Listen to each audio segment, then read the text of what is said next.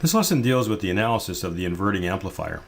You can find these notes in the ECE201 ebook in Chapter 4, starting on page 28.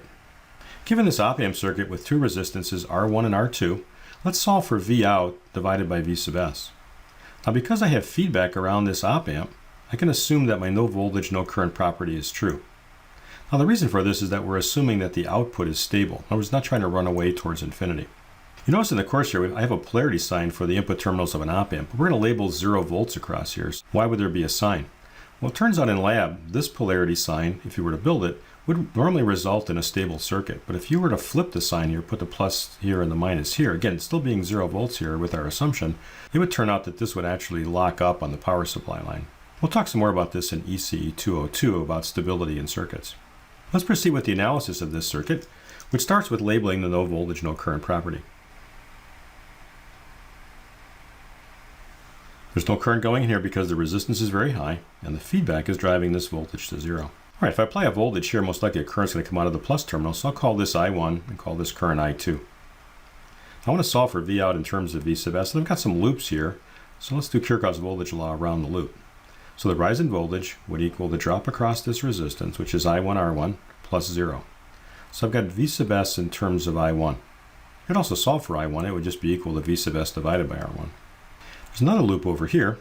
The rise in voltage would equal the drop of I2R2 plus V out.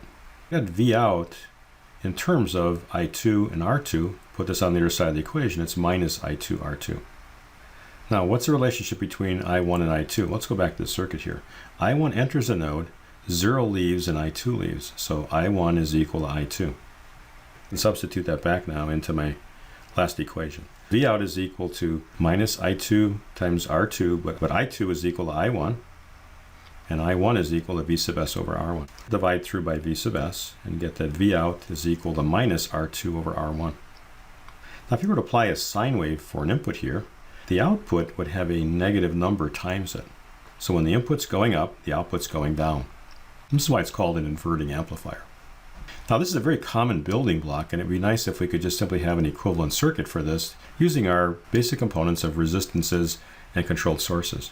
But to do that, we need to find the equations associated with this circuit. So let's assume that we have a box here, and we're going to put an equivalent circuit in that has the same characteristics at the output pins. When you apply a voltage here, a current I sub S flows, and we'd actually solve for that as V sub S over R1. And we know that the output voltage is minus R2 over R1 times V sub S. And the last thing to think about is what happens when you put a load here. You can find the Thevenin resistance looking back by setting this equal to 0 and then analyzing the circuit by applying a test current or a test voltage here. But this still is a voltage controlled voltage source between these two terminals. Remember, there's 0 times infinity here. And so anything that's in parallel with a voltage source doesn't have the voltage change across it. Now the only thing that would contradict that would be a short circuit, but then you'd be violating Kirchhoff's voltage law. The actual op-amp has a shutoff mechanism if you were to short the output. So the Thevenin resistance is 0 just by, call it the seat of the pants, not really doing an analysis, but just simply using engineering reasoning. This is saying that we've got a voltage controlled voltage source with 0 resistance, and the gain is a minus R2 over R1 times V sub S. A lot of times I don't like to put minus signs here, so I just flip the sign of the controlled source.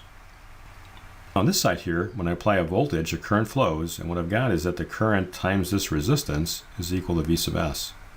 So I could create that same effect with just simply putting a resistor here, whose value is R1, so when I apply the voltage V sub S, a current will flow, which is V sub S divided by R1.